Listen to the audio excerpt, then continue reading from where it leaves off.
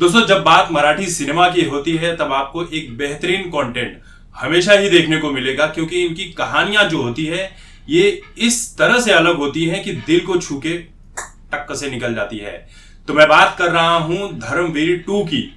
Dharmveer part 1 जब आपने देखा था साल 2022 में, जिसे प्रवीण तरने ने डायरेक्ट किया था, कहानी उन्होंने लिखी है, डायलॉग्स लिखे हैं, पार्ट 2 में भी उन्होंने ही सब कुछ ये काम किया हुआ है। तो जो मुख्य अभिनेता है इसमें, प्रसाद ओक, क्या एक्टिंग की है भाई साहब उन्होंने। जब आप धर्मवीर पिक्चर देखते हैं तब आपको यकीन हो जाता है कि यार आपने आनंद दिघे जी को साक्षात देख लिया, उनके दर्शन कर लिए हैं कि उनका उस वक्त क्या ऑरा रहा होगा, क्या शख्सियत रही होगी उनकी। तो जो लोग नहीं जानते होंगे आनंद दिघे जी के बारे में, वो लोग भी जानने लगे। कई बार हम बहुत से ऐसे लोग थे जो पोस्टर्स वगैरह पर तो देखते थे आनंद दिघे जी की तस्वीर को, लेकिन उनको पता नहीं होता था कि उनकी तस्वीर क्यों लगाई गई है। तो जब कई सारे लोगों ने उनकी उस फिल्म को देखा धर्मवीर को, तब पता चला कि उनकी शख्सियत क्या थी। उनकी मौत को लेकर आज भी संदेह बना हुआ है। हॉस्पिटल के हिसाब से हार्ट अटैक बताया गया था, लेकिन कई लोग जब आप कमेंट सेक्शन में बातें करते हैं तो ये कहा जाता है कि उनकी हत्या की गई थी। अब सत्य घटना जो है वो तो किसी को नहीं पता, लेकिन अब इसका पार्ट 2 जो आया है, जिसके ट्रेलर लॉन्च पर महाराष्ट्र के सीएम एकनाथ शिंदे, सलमान खान, बॉबी देओल, ये सभी लोग पहुंचे हुए थे।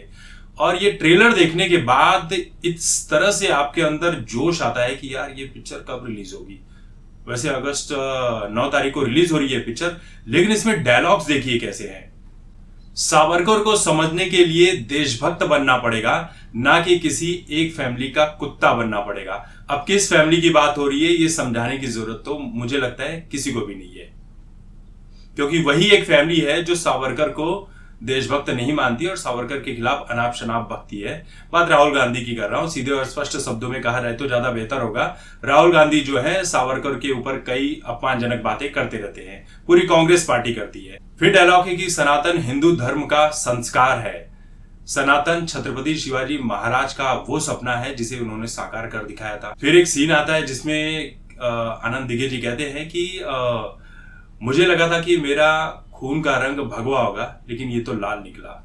एक सीन में ये भी दिखाई पड़ता है कि किस तरह से ईसाई मिशनरी जो है, ये हम देख ही रहे हैं कि किस तरह से धर्म परिवर्तन किया जा रहा है हमारे देश में, और खासकर जो हिंदू धर्म से जुड़े हुए लोग हैं उनका किस तरह से उन्हें कन्वर्ट किया जा रहा है, ईसाई धर्म में तब्दील किया जा रहा है, कहीं से लालच देकर, कहीं उनकी मजबूरी का फायदा उठाकर। वो मीम्स तो हमने, जोक्स तो हमने सुने हैं कि एक चावल की बोरी पर लोग बिक जाते हैं, अपना धर्म परिवर्तन कर लेते हैं।